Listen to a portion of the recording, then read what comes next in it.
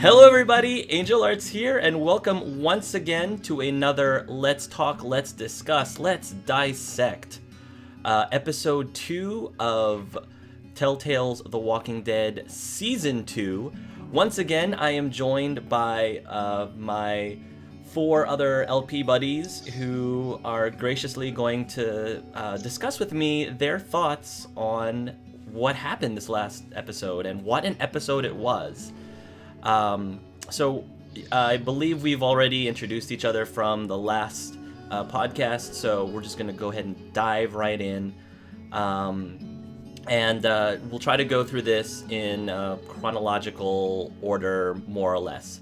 Again, if you guys out there have not played this particular episode, please be aware that spoilers are going to be abound.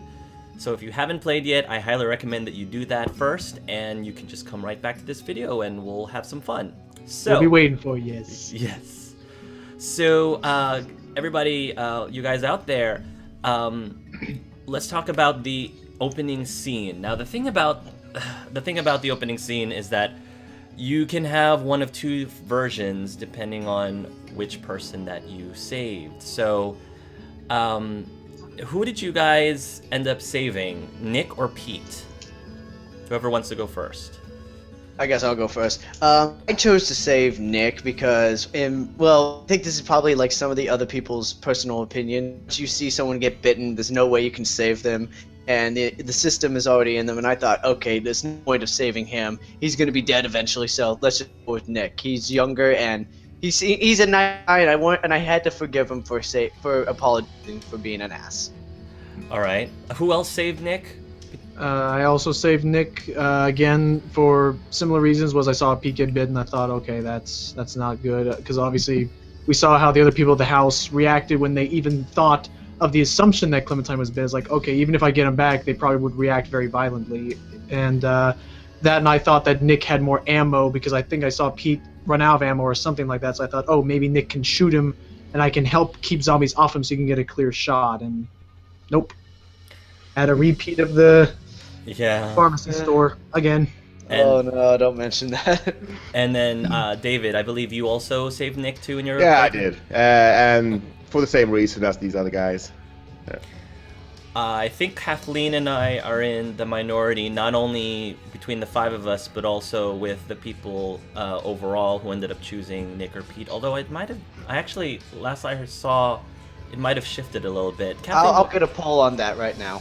Thank you, Carson. Kathleen, what was the reason why you ended up choosing Pete over Nick? Yeah, see, I actually switched to Pete. I had originally picked Nick, and then I went back to play the whole series again because I was planning on doing a Let's Play. So I decided to start it over, and I didn't make any different decisions other than this one decision. And I have a really bad reason for choosing it, because obviously Pete had been bitten, but I really don't like Nick, so I didn't choose Nick because I don't like him. So that's why I wanted. But Nick survives anyway, doesn't he? Yes, he survived anyways. But also, I think that he handled it better when you picked Pete. He seemed like, from the preview that I saw of episode 2 when I picked Nick, it seemed like he really blamed me for not picking Pete. So I liked how it played out, but I guess we can get into that later. So. Okay, I got the poll. As of right now, it's changed. It went from, did you save Nick or Pete? Pete's now in the majority, being 58.6, and then Nick is 46.4. So that was a close one. And I questioned that because I think earlier on, when most people hadn't played the game or seen the game, it was definitely shifted the other way. So I'm wondering if that changed because now people know that Pete and Nick can both survive the end of episode 1 if they choose Pete. So they'll like to start compensating for that. A little metagaming, but people play it in different ways. Yeah, I think it's because they played back it twice and like, okay, well, let me see what happens if we save Pete. Oh, we save him still. Yeah. Oh, then let's just go with this. Let's everyone survive. And, wait, so Pete can survive throughout the episode? I don't think so. No, I won't reveal. Oh, until we okay, get to it. okay. Yeah, we'll get to that. We'll get to that. I actually don't know about Pete's story, but I don't believe so. So let's start with the majority. Let's actually start with the intro where you start with Nick. It cuts to you guys are running to what seems to be, I think, another yard shed, but not the one from the cabin. So you go there, and you are already like trying to help barricade against all the other zombies from the river. Right. And I think there's like a scene where you can trust Nick to go maybe get something to help. So I had Clementine tell him, go get something, which I was immediately regretting because, oh, what if he chickens out? But no, he actually comes in with his strength, pushes a box in front of a big old apple crate. He's like, oh, apples have saved my life once again. I was thinking, wait a minute. Oh God, why? How is it like this really full of apples or something that will hold these back? And that threw me off for starters. And you barricade the door, and you inevitably or eventually, I don't know, you find a big old, like freaking like moonshine whiskey bottles in the back. Yeah. I Nice. remember that. And he goes, because obviously he's in a depression because he just witnessed his, the father figure of his. Right. Feels very guilty. Mm-hmm. Yeah. And then he of course he was, so at one point in the conversation he definitely did go and start saying, why did you leave him? Which is, I was like, oh, he got bit. And What I like about this scene is that I feel like in this scene Clementine is a strong one, obviously, because Nick is totally breaking down, and I was worried for a moment that he's gone. Mm-hmm. And yes, that whole scene is Clementine trying to make sure that this grown man is keeping himself alive, and there's a pretty good scenes between the two of them. That said, I think that the Nick intro is actually the weakest part of the episode. It's okay. The intro? I mean, yeah, the intro. It's okay. Don't get me wrong. But was there a way that you would have liked them to perhaps go about that? It was pretty much. I knew what was going to happen. You wanted it to be like that Luke and Clementine moment, more likely. Kathleen, do you want to kind of go over what happens with Pete if you save Pete? Yeah. When you save Pete, you find this truck. It's like a cigarette truck, and you get in it and kind of wait for the zombies to pass. And Clem offers to help him chop his leg off, and he's like, and he just kind of chickens out. He's like, no, I can't do it. And also he brings up the fact that if he did cut off his leg there, that he might just bleed out, and Clem couldn't carry him back to the camp, so it was kind of impractical.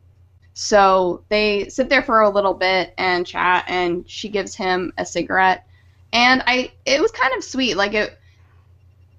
She got to be with him in the last moments of his life, and it was a way of him like kind of getting to spend his last moments not alone. So I don't know. I kind of like how they went about that. So and then there's so basically both characters have this moment where they talk with Clementine, and then we go into a blackout for a moment, and then we come back however many hours later, and pretty much both, no matter which intro you're in, both characters decide that it's time for us to leave.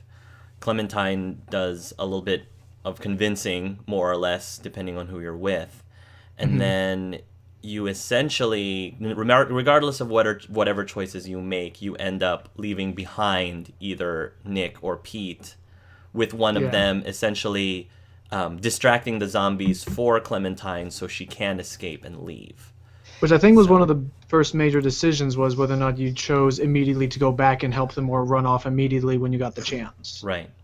Yeah, and one comment on that is like it was before that whole went down. Is I liked how in my view, how I liked the character building of Nick. I liked how Nick was throwing the let's say moonshine at the wall, and then he's in this depression state, and Clem's trying to cheer him up, and then there's a point where he says, you know what? You just go on and leave me. And then there's that two choice sense. I know David and Lucky Jack I'm talking about. Mm-hmm. You choose to leave him or you choose to take him with you. I think most of us chose to take him with us. And I really thought that was how you could really see a real, like, sad Nick. Like, Nick's trying to be this tough guy who you can try and look out for, but you really see he's a really sad person inside. And I like that about him.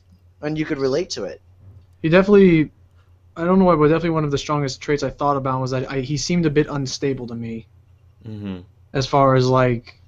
I think a bit unstable is kind of an understatement. Yeah, yeah. For him to break down, but like, because more than one occasion, I had to remind myself in this whole episode was that Clementine is like 11 years old, right?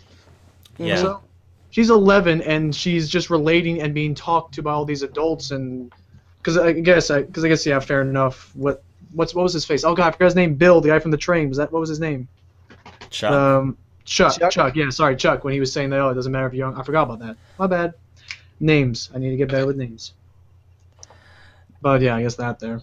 David, go ahead, David. And I just like that Clementine's characters she's already gone through all of this. I mean, she's lost so many people. Mm-hmm. And the difference between Nick and Clementine is that she always keeps pushing. She never gives up. Yeah. Right. You can see that in episode 1 of season 2. Do you think keeps walking until she falls? David, do you think the reason why that it's easier for Clementine to not give up is because she's so young and because she hasn't lived nearly as long as Nick has, and therefore she feels the need to keep going? Or do you think that doesn't matter? That's just who Clementine is. That's just. I think that it's because of her past experiences with the other group, Mm-hmm. and especially with Lee. I think he taught her to push on, and whatever happens, just keep on going. Yeah. Do we have any proof or any sign that, again, kind of like how they said, how depending on how you had Lee behave with her in season 1, would any of her personality or conversation choices be different than if you had a more aggressive Lee as opposed to a more? It does. Okay.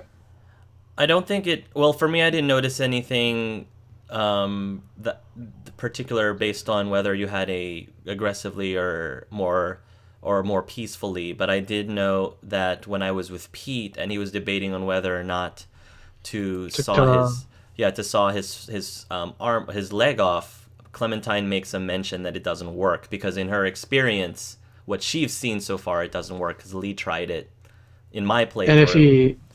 And if he didn't, then maybe she wouldn't have anything to say then. Wouldn't have anything to say or wouldn't really be sure one way or another, as my guess. David, I know that you said that you thought that Nick's intro was kind of weak. Yeah. How about in comparison to Nick's? Because you've actually seen both. In comparison to Pete's, because you've seen both. So which of the two did you think was weaker or better than the other? I totally think Pete's were better because not just the way he was bit, it was dramatic, but that they actually made him not cut off his leg. Everyone thought he was going to do it. The saw was there and everything, and they made him not do it. And I thought that was a good touch.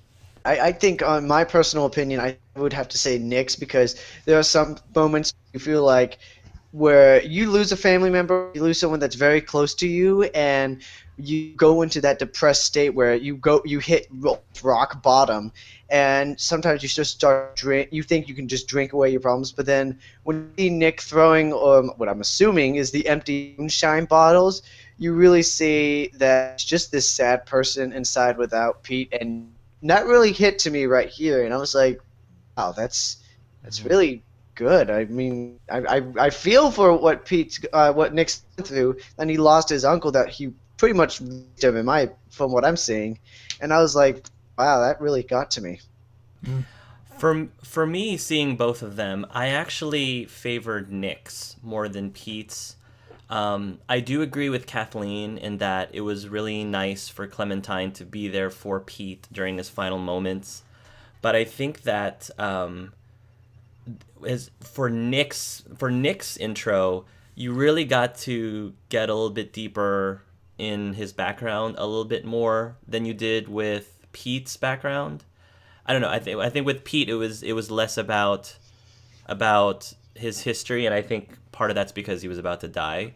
And whether it's Nick, you learned a little bit more about him. For example, the fact that he ended up killing his mom, which you could still learn from him later on in the story. But I think what's more interesting though is depending on who you ended up saving, whether or not you spent the intro with Nick or not, I think dictates how you see him in the rest of the chapter, how you perceive him and your opinion of him. Because I think that it's easier to be more sympathetic to Nick if you actually spent that time with him in the beginning of the episode. Because I'm sort of in with Kathleen in that Nick still isn't really my favorite character. I didn't really like him that much going into the episode, and all throughout the episode I still didn't warm up to him that much. However, I wonder if my opinion of Nick would have been different if I did experience that that mini bonding between him and Clementine in the beginning of episode 2. Has it changed your opinion knowing what the intro is now, retroactively looking at it? Honestly, yes, slightly. It does slightly. I think that I would have been more... But you see, here's the big difference that I think. With Pete, the reason why I ended up being nicer to Nick was not necessarily because I liked Nick, but because I made a promise to Pete. Right. I did it because I promised Pete that I would be nicer to Nick, not because I genuinely cared about Nick more than I normally would. That you felt like you owed it to Pete to do that. Right, exactly. So my motivation, that's my point, is my motivation on how I treated Nick and how I saw Nick was different because I was with Pete in the beginning instead of Nick. And after watching Reclusiarch's and Self-Zeter Carson's playthrough, part of me felt a little like, I probably would have been more sympathetic towards Nick, and that would have been more of the driving force behind me being nicer to him in this episode, instead of just, well, I made a promise to a dying man that I would watch his nephew. Gotcha. So, well, I felt that Nick was, like I said, I felt like you could relate to him more. And when I did see your play of it, Angel, it's when you saved Pete, I did feel a little sympathetic to not only to Nick, but also to Pete. Like, Pete was a dying guy. You knew he wasn't going to make it.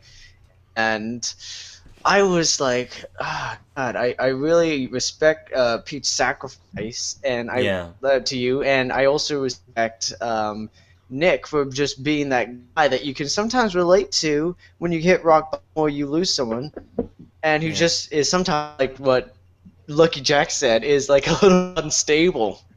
Yeah.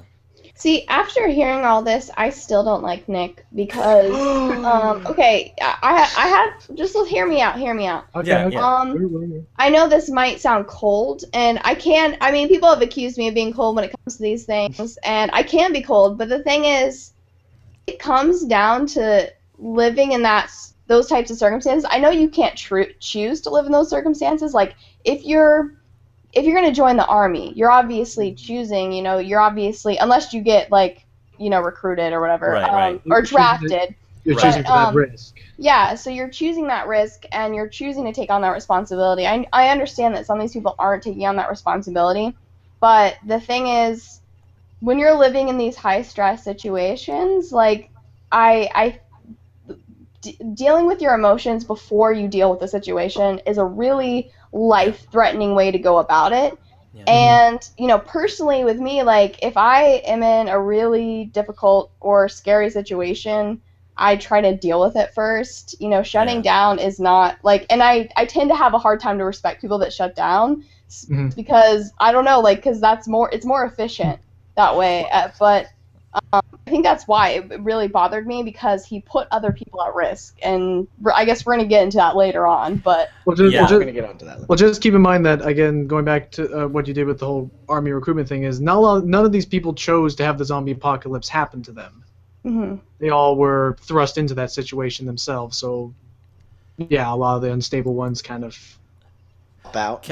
Kathleen and Kathleen, I wanted to just let you know that I am also in your vote, in that I'm not, like I said, I'm not a very big Nick fan myself.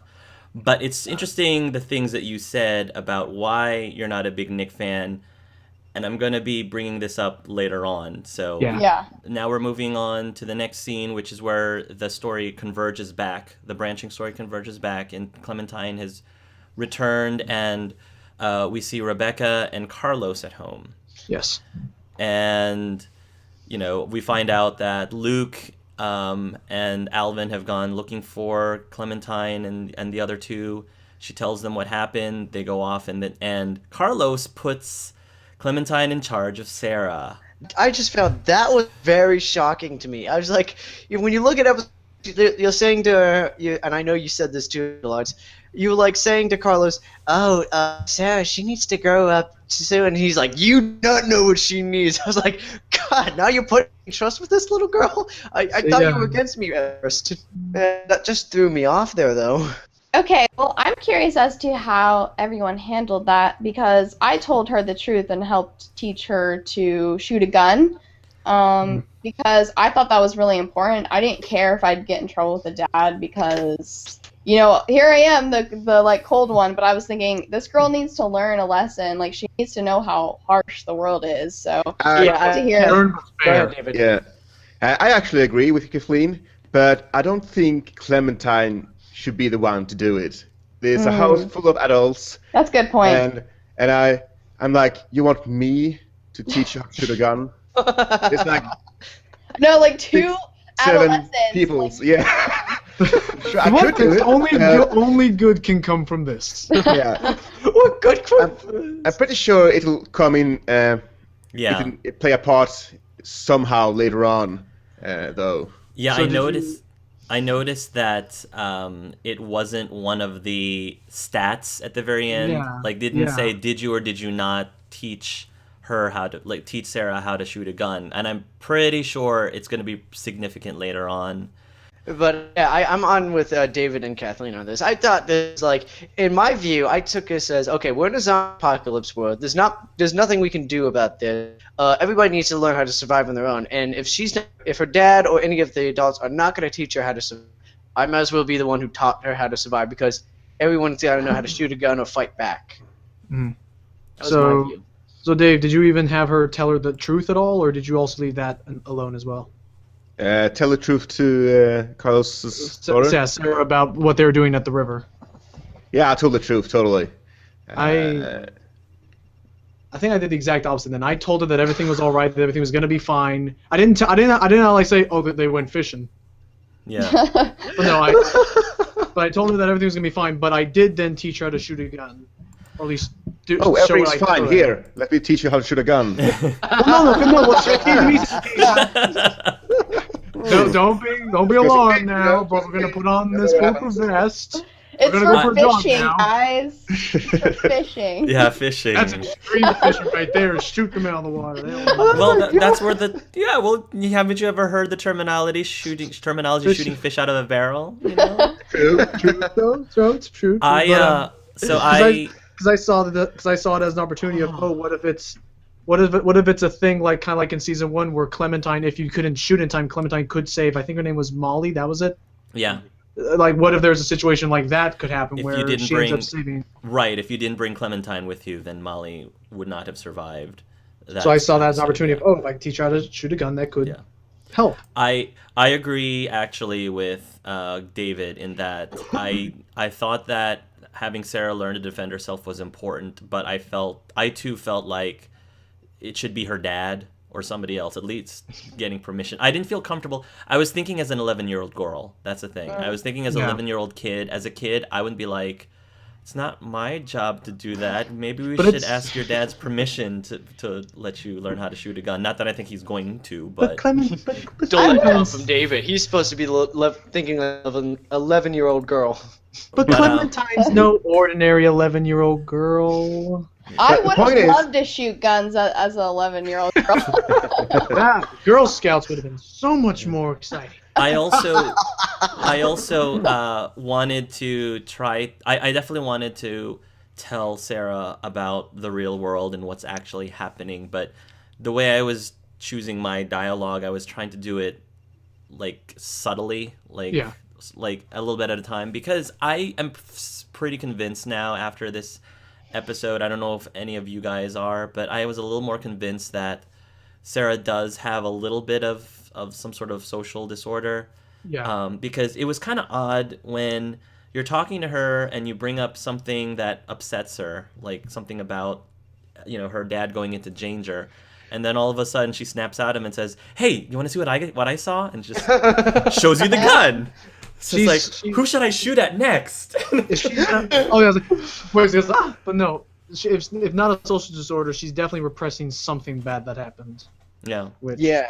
Again, did they ever mention? I keep forgetting. I'm sorry. Did they ever mention anything about what happened to her mother, or has that not been touched yet? No, I don't think they said anything about that. I don't think so.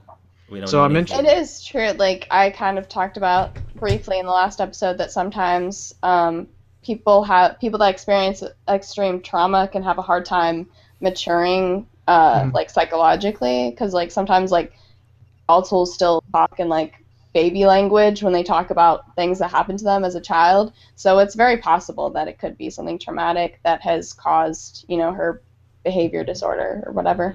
So Sarah and Clementine have their little conversation, and then The Mr. Bill Ranger shows up.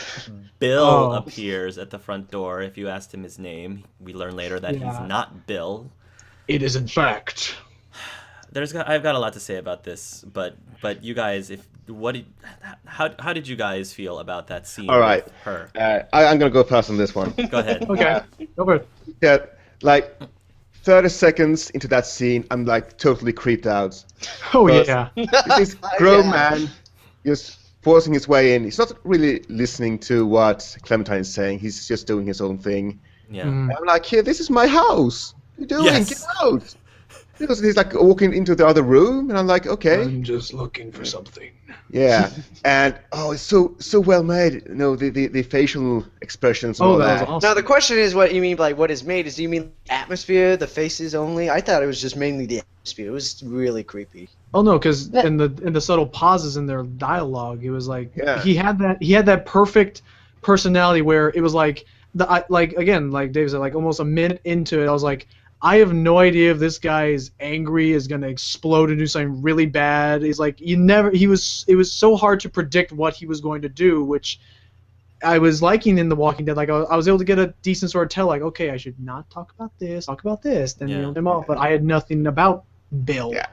It just Yeah. had this whole theme of like a passive-aggressive conversation, like Yeah. through the whole thing. Very high tense. The thing that really creeps me out about him is, okay, this is something that even people do today, is Yeah. that they'll use your tendency for politeness, or just like the way that we are programmed to be polite against her. Like he tried to, be like, why are you not letting me in your home? Like trying to make Gosh. casual conversation. And the thing that's really creepy is that criminals do that. Like, Yeah. like sexual predators do that. They take they're advantage like, of your oh, humanity." I was just trying to be nice. Like, I was just trying to like, chat with you or be your friend, and while they're being creepy. So it's like, I think that's the creepiest thing about his personality is that he really points the blame towards everyone else Yeah. for things that he does. Like, he says, oh, if you, like, later on, things that he does, like, he'll say, oh, you could have prevented this if you had just cooperated. Just- Really, it's, Yeah. I mean, that's the most terrifying thing about his personality, is that he's manipulative like that, so. Yeah. I just still felt that creepy vibe for him. Like, this is a guy who's not really good, and this is a guy who's really bad, and you shouldn't trust him. And then when he gets upstairs, I started to freak out even more. I was like, oh shit, I'm in Yeah. trouble. But Yeah, my last thing, because then I know Angel Arts, I haven't spoken about it yet, was I definitely think this was like this is like the segment of the game that I put the most thought into what I was going to tell him or what choices I would have to say, because this guy seemed like the guy who could turn my words against me so easily. I was like, this seems like the safest option, say that.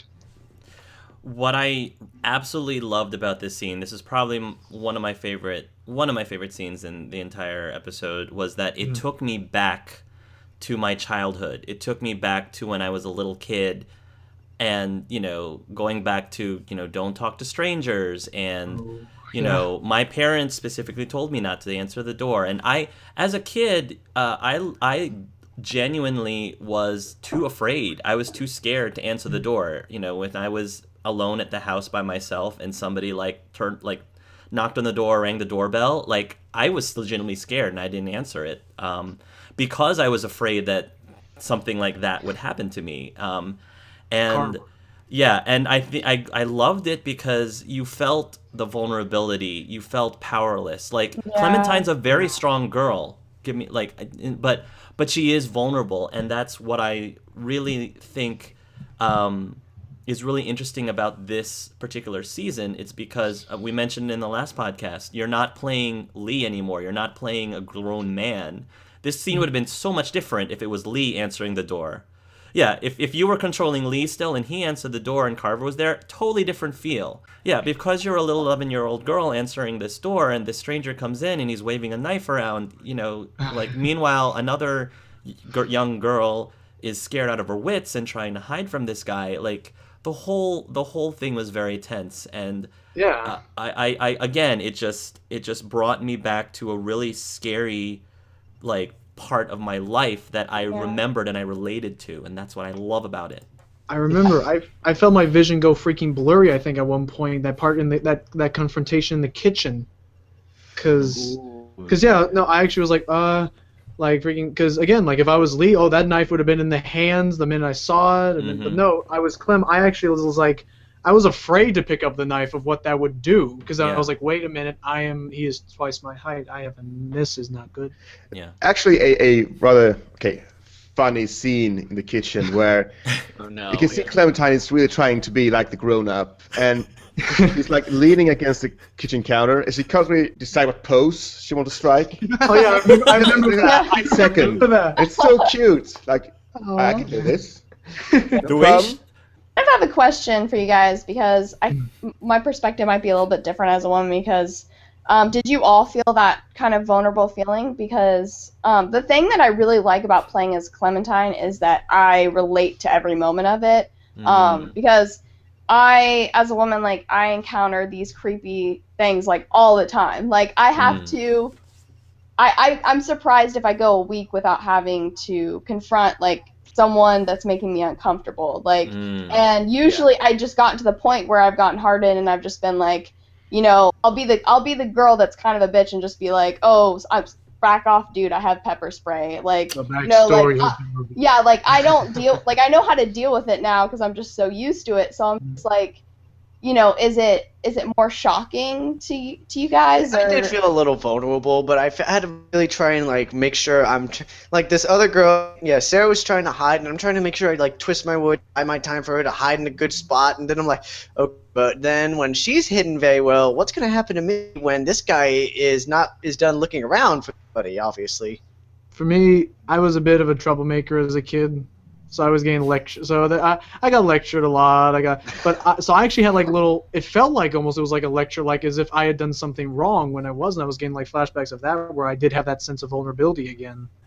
I don't think that I definitely felt the vulnerability based on, like I said, from my childhood. Not necessarily because I deal with it as much when I'm older. I mean, as a kid, I dealt with a lot of other things where I did have to keep my guard up, like Kathleen and probably a lot of women out there do, and that was more because of bullies and other things of that nature. So I'm used to the feeling of trying to say the right thing and not to escalate an issue so that it turns into violence, because I've lived that for completely different reasons.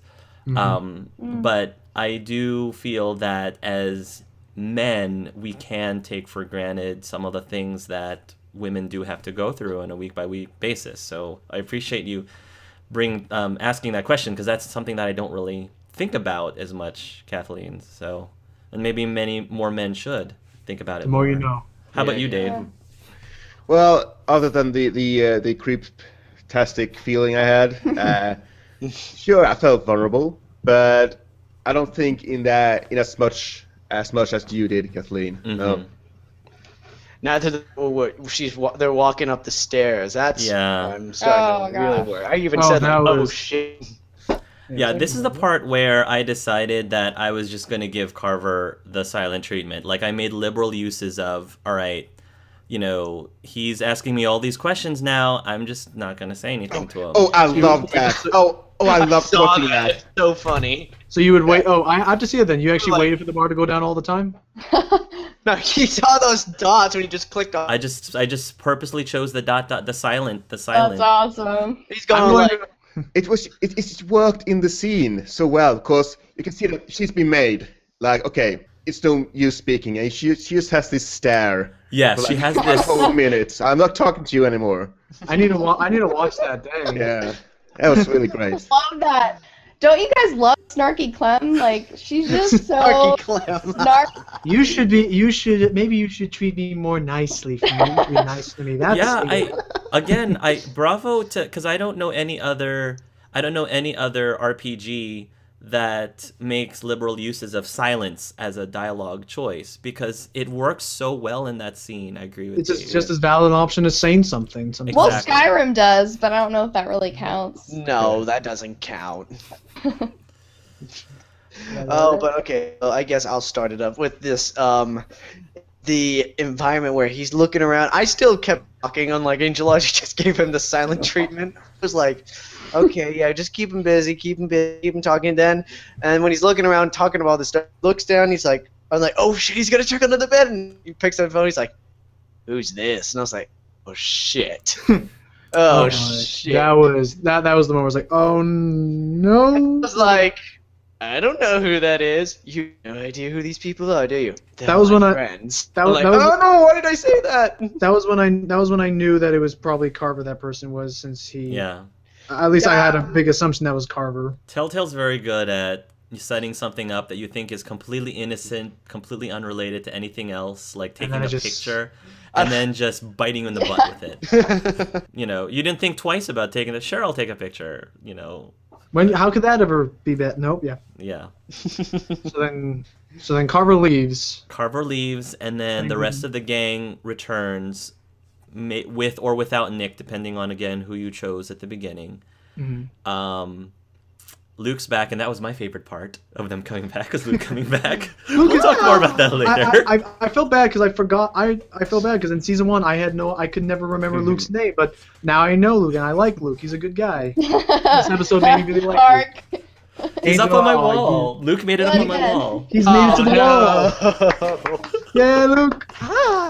Is he gonna? Okay, so is he your new? Somebody asked me about this earlier. Like somebody asked me if the only reason why I'm so nice to Luke is because I think he's cute. And honestly, he's not my type physically, really. I think I was legitimately drawn to him because of his personality. Yeah, I was too. He's a cutie pie. I mean, he's just a sweet person too. Yes. So.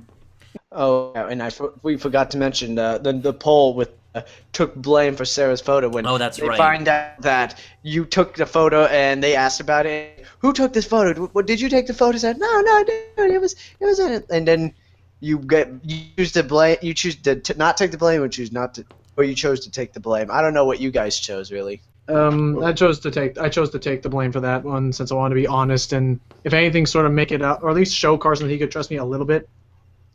Then I would be honest and forward with that. I didn't deny it, but I didn't fess up either. Like, I gave the silent treatment again. I didn't do. Silence is not an answer half the time. So what did it mark you down for in the poll at the end, Hark? It marked me down for not taking the blame. I took the blame. Just it's a small thing, so sure thing. I took the picture. I didn't think it was going to be a major decision. I didn't think it was going to be one of the major Big Five poll decisions. Yeah, I took the blame. I thought it wasn't a big deal. I thought it was like just a small thing to just get look over. But I'm pretty sure that it's for Carlos' sake. I think it might play a big role that he might trust you if you're more open and honest. Mm-hmm, that's true. Well, what about you, Kathleen? I don't quite remember. I think I did what Hark did. I think. You gave the silent treatment? Yeah, I think. You so. heartless. No. It was one of those things where, well, to my defense, and I don't know if this happened with Kathleen, I was torn because I didn't know what to do, and then the time just ran out. So I didn't actually intend on giving the silent treatment. It's just I couldn't pick in time, and I ended up just not saying anything. It says 42.7% took the blame, and 57.3% did not take the blame. Are you kidding me? These are some really close polls this round. These are like in the 45th. I love that when they're so close like that. What threw me off about that was who would not take the blame? It's not a big deal. Two of us didn't. We have a decent population in this group here who've done. So far, Kathleen and I, a lot of our choices are pretty similar so far. We don't quite know why. Yeah. There might be something going on here. Hark, No, wait, are no. Are you and me like getting a little more evil? Is that I don't know what it is. See, that's the thing. I feel like We should call Telltales. when I watch your Let's Plays, Hark, I feel like I always make the same decisions as you, and we usually go with like the really like good decision. Yeah, we do. But I think that like, we're getting a little bit more corrupt as we go along. Yeah. You would think with a name like Angel Arts, you'd think Devil I'm Arts. sort of falling from grace now. I blame the other three. I blame the other three of them. Oh, us here in the forgive us here in the dark. So when the group leaves, let's go again with the majority, with people coming back for Nick. So you find the shed again, and it's all very suspenseful. Of course, you don't know if Nick has survived or not, because he sacrificed himself, to save Clementine. And you open the shed, and it turns out he's laying there drunk on the floor. So he's totally okay. And also, But you weren't sure at first, Dave. No. I was like, okay, you better not be dead. You better be drunk. But yeah, and immediately after that, you have a really nice scene between Nick and Luke, I think, where they, hug and Come here, brother. Yeah.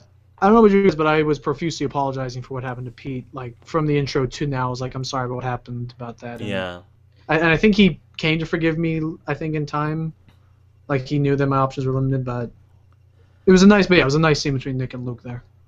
What threw me off about the whole scene was, wait, did Nick get bit at all, or was he like pretty much Superman in that scene, and just avoiding most of them?